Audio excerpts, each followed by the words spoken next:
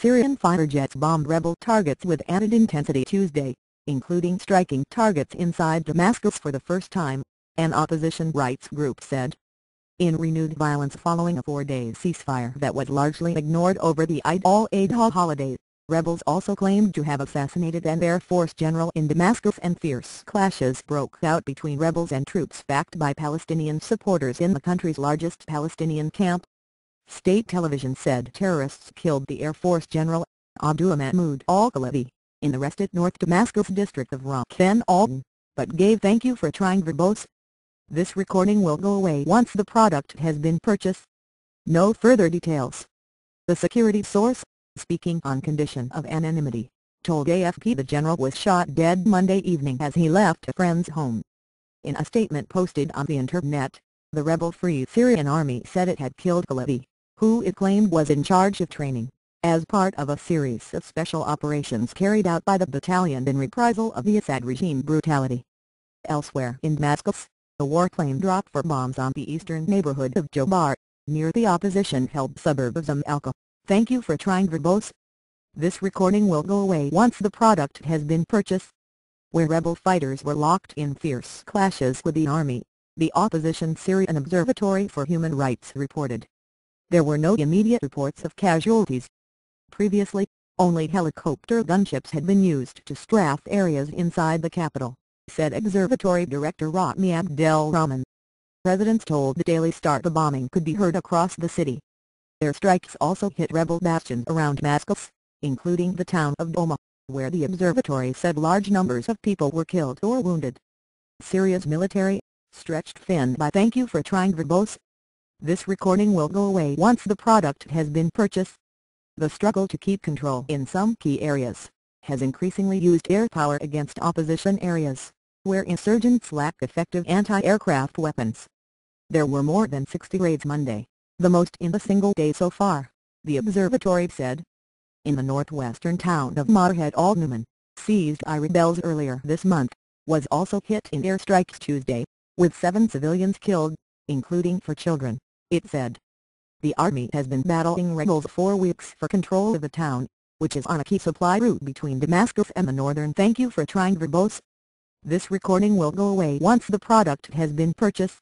City of Aleppo. The rebels have evacuated their positions inside Marhed al-Numan since the air raids began. They are mostly on the front line south of the town, activist Mohammed Cannon said. On the outskirts of the capital, fierce clashes erupted between rebels and troops backed by Palestinian fighters at the Yarmouk refugee camp, home to 148,500 Palestinians.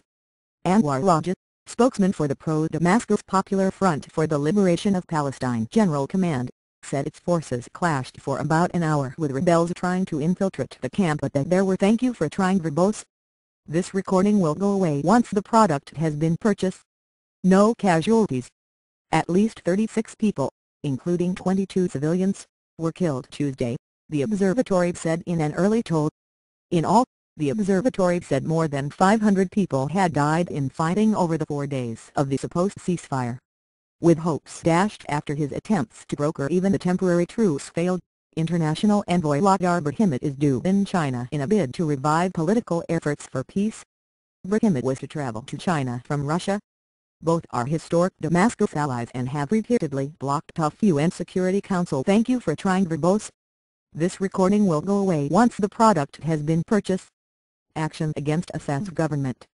Diplomats say the U.N. Arab League envoy is to present the Council with new proposals in November following the 2 visits.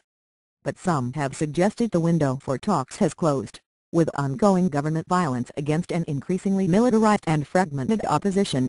In Turkey, Foreign Minister Ahmet Davutoglu expressed great sadness that the ceasefire did not hold and said his country, which was once a strong ally of Assad, will not engage in a dialogue with the Syrian government. Unfortunately, the attacks continued and the thank you for trying verbose. This recording will go away once the product has been purchased. Syrian people spent the holidays suffering great pain, Davutoglu told the news conference in Ankara. There would be no meaning to forging the dialogue with a regime that pressed ahead with such a massacre even during the holidays. Qatar Prime Minister Sheikh Hamad bin Jassem Al Thani, a vocal supporter of arming the rebels, said the international community's failure to halt the fighting was making it complicit in the violence. What is happening in Syria is not a civil war but a war of extermination against the Syrian people, he told Al Jazeera television. Thank you for trying verbose. This recording will go away once the product has been purchased. The war, he charged, was being waged with a license to kill, endorsed firstly by the Syrian government and secondly by the international community. It had been hoped the ceasefire would offer some reprieve after 19 months of fighting that has killed at least 32,000 people and an opportunity to deliver humanitarian aid to civilians trapped in the fighting. The United Nations said it had sent a convoy of 18 trucks with food and other aid to central Homs during the ceasefire, but had been unable to unload supplies in the old city. Thank you for trying verbose. This recording will go away once the product has been purchased. We were trying to take advantage of positive signs we saw at the end of last week. The truce lasted more or less for hours, so there was not much opportunity for us after all, said Jens Lierk, the UN spokesman.